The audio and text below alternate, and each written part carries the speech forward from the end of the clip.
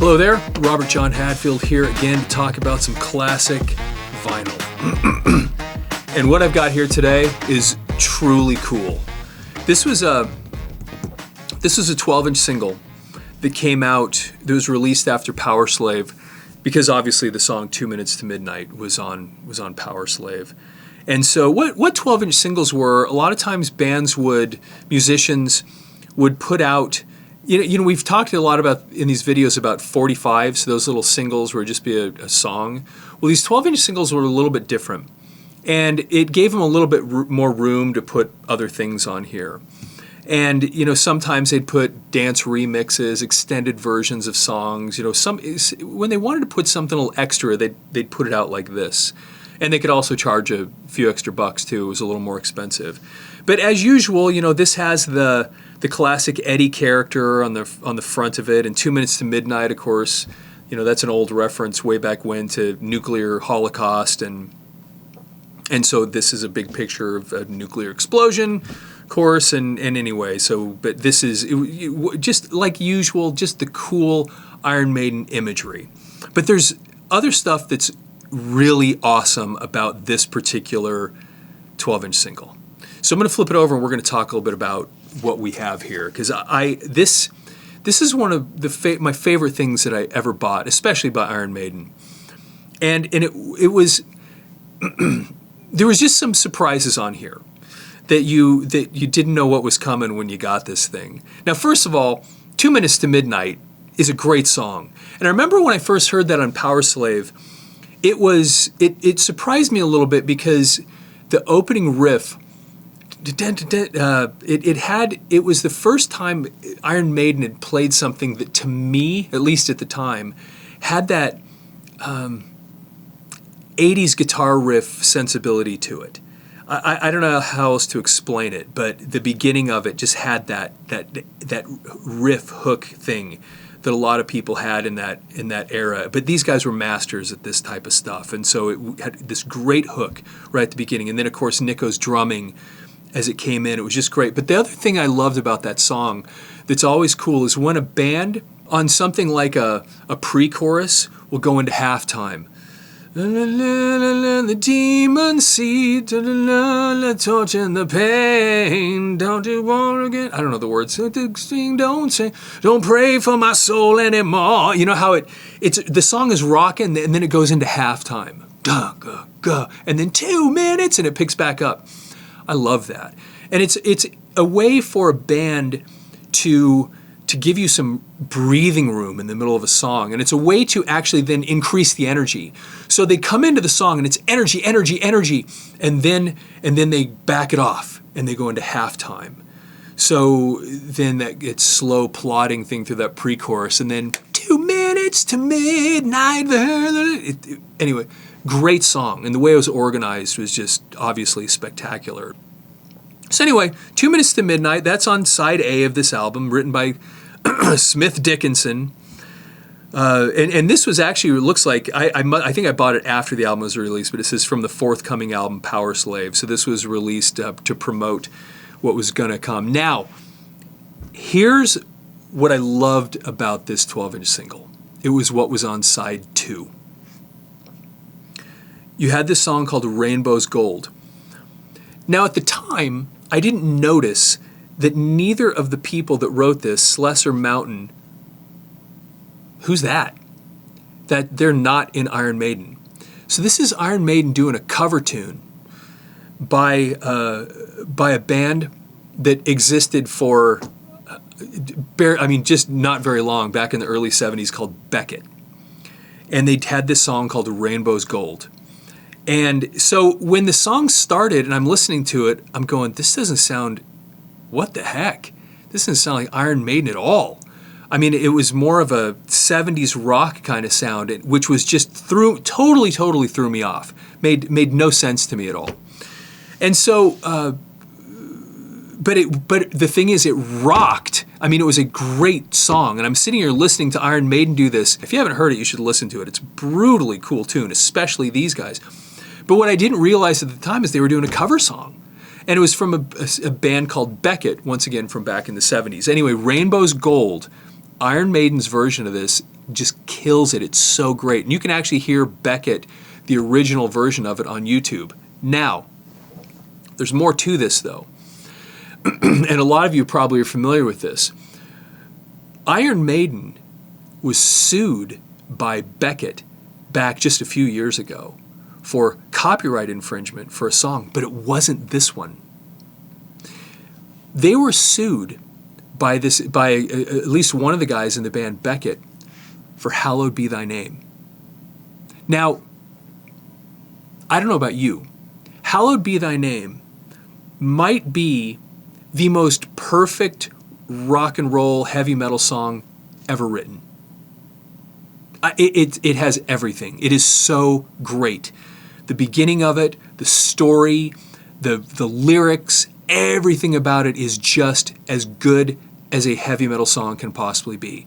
And it just takes you on this journey. It starts out, I'm waiting in my cold cell as the bell begins to chime. I mean, and it's just got this dun dun dun dun dun dun dun dun, and it just starts growing, and then the song just grows and it grows and it grows and it gets more and more, and it expands and it takes you through all this, and then by the very end, hallowed be thy name. I mean, it's great. Everything about it. It's like one of the most perfectly organized, perfectly crafted songs you'll ever hear. Now, what a bunch of people didn't realize. Now, of course, obviously, they were fans of this band Beckett. I mean, for heaven's sake, they covered one of their songs on this little EP right here in 1984 when Powerslave was about to come out. Well, Beckett has a song called Life's Shadows. And I don't know how to put this. When you go back and listen to the song Life's Shadows, you can hear, not the song, but you can hear the progression. Life's Shadow is built almost exactly like Hallowed Be Thy Name is. It starts out, and it's a whole song about exploring the idea that you're going to die, that you're about to, and Hallowed Be Thy Name, that's what it is. Guy about to go get killed. And the thoughts about before you die, and Life's Shadows, that's what the song is about. And it does the same thing. It starts off with this very mild, mellow thing, and then it just grows and grows and grows and grows, and then it tapers off right at the end.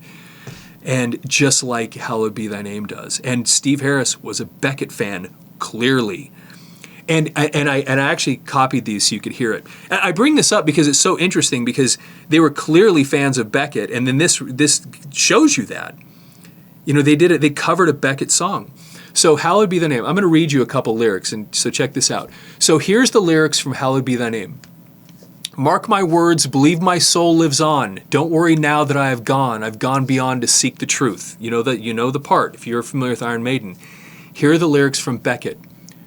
Mark my words, my soul lives on. Please don't worry, because I have gone. I've gone beyond to seek the truth. Almost exactly the same. So, I mean, obviously, Steve Harris took words from the Beckett song, but there's more. This is Iron Maiden, Hallowed Be Thy Name. When you know your time is close at hand, maybe then you'll begin to understand life down here is just a strange illusion. Here's the one from Beckett's song. When your time is close at hand, maybe then you'll understand life down there is just a strange illusion. Basically identical. So it's pretty obvious that that Iron Maiden used parts of their song to create Hallowed Be Thy Name. The idea of how the song would progress, and then literally some of the words were taken directly from it. So Beckett sued them, and they settled somehow. So actually, for a short period of time, they stopped playing Hallowed Be Thy Name in concerts. Iron Maiden did, just because of this, which is a shame, once again, because it's like, I mean, it's one of the most perfect songs ever written. And by the way, it's the Iron Maiden song is way better than Life's Shadow is cool. Don't get me wrong. Go listen to it. It's really cool. But what Iron Maiden did with Hallowed Be Thy Name, they're not even in the same universe. Hallowed Be Thy Name is just one of the greatest things ever created. You know, I mean, you buy Number of the Beast, at least I bought it because of Run to the Hills, and then I discovered the song Number of the Beast, but then eventually you come around and realize the best song on this album is Hallowed Be Thy Name, period. It's just that good. But once again, there was clearly some copyright. He was a fan of theirs, obviously used some of their music, or some of their lyrics and some of the ideas for the song to create Hallowed Be Thy Name. So anyway, that was kind of a thing, and so anyway, there's a little connection to Beckett. I'll do another version of this on it when we do Iron Maiden, when we do Number the Beast, or we'll have to break some more of this stuff out to talk about it and look at it. Now, this 12-inch single though has one other thing that is just awesome, and it's called Mission from Airy. Now, if you're, a lot of Iron Maiden fans will already know what this is, but if you don't, this is pretty cool. So apparently what happened in one of the concerts, Nico McBrain is up playing his drum solo, and Steve Harris there's some sort of tech issue. I don't know if it was with his bass or the lights or something like that. And so he sends somebody to go, while Nico is playing his solo, and somehow signal him to I think, play longer, something like that, to just let him know that there's a problem. And so it causes Nico to mess up, or to lose his concentration. So Nico goes to Steve Harris afterwards, and he starts laying into him. I mean, he's upset. And he's telling Steve, F-bombs. He's so upset with what happened, and how he sent somebody to go tell him something, and he can't hear what he's saying, and it causes him to mess up. And so anyway, Nico is just really upset, and he and Steve are kind of going at it right here. Excuse me. Well, Bruce Dickinson, who happens to be close by with a tape recorder, pushes record, and he records these two having this argument. And so, once again, so they go on for several minutes, and that's what this is, Mission from Airy, which is basically Mission from Steve Harris, Airy. and it was basically Steve Harris sending somebody to tell Nico that there was a problem with some, technical problem, and to maybe extend his solo or whatever. And it's them arguing. So anyway, they recorded this whole argument, and at the very end of this recording, I don't know which one it is, but you can hear him go, "Oh, they're recording it," and you can hear him stopping the tape. Well, they listened back to this later, and it was so funny listening to them argue with themselves. They put it on the record. They put it on the back of this 12-inch single. So all this is several minutes of Steve Harris and Nico McBrain arguing. That's what Mission from Airy is. And it's just cool. These guys, they were serious musicians and they were awesome and whatever, but they had a great sense of humor, which comes out all over the place. Look at the cover of Power Slave and all the little stuff. I'll do a video about that sometime. All the little things in there. We didn't look on the inside, but let's take a look at the label. So there's the Iron Maiden logo right there. This is the typical, if this is an EMI label, Iron Maiden right there. And you'll also notice, this is kind of interesting. Let me put this here so I'm setting it on that. This is played at 45 RPM, which theoretically would get you a better quality recording. That was kind of the standard. That was the standard for singles. The idea with analog recording, especially with tape, this isn't tape, I understand, but it's a similar idea, is that if you give the tape more space, if you play the tape faster, you'll get a better recording because it gives it more surface area to save the magnetic signal. I have a whole video about this on the YouTube channel where I show you actually a 2-inch tape which they would have recorded all this stuff on it, and we talk about the speed. They'd sometimes record on audio tape 30 inches per second. In other words, almost a yard of tape would be 1 second of music. So this idea that the faster it spins, the higher quality you'd get, and that really was true. And so that was, so anyway, this is a 45 RPM, even though it's the same size as a standard record. And you can see and what's also interesting is, you can see the grooves. And I don't know if you can tell in that camera there, but you can see, do you see how the texture is slightly different? I don't know if you can really tell here than here, because this is music and this is speaking. You can actually weirdly tell that there's a slight difference in the texture because of what is actually on there. It's kind of a cool thing. Then I'll flip it over here, and this is, of course, 2 Minutes to Midnight, that Smith Dickinson. And so, anyway, there you go. That's that.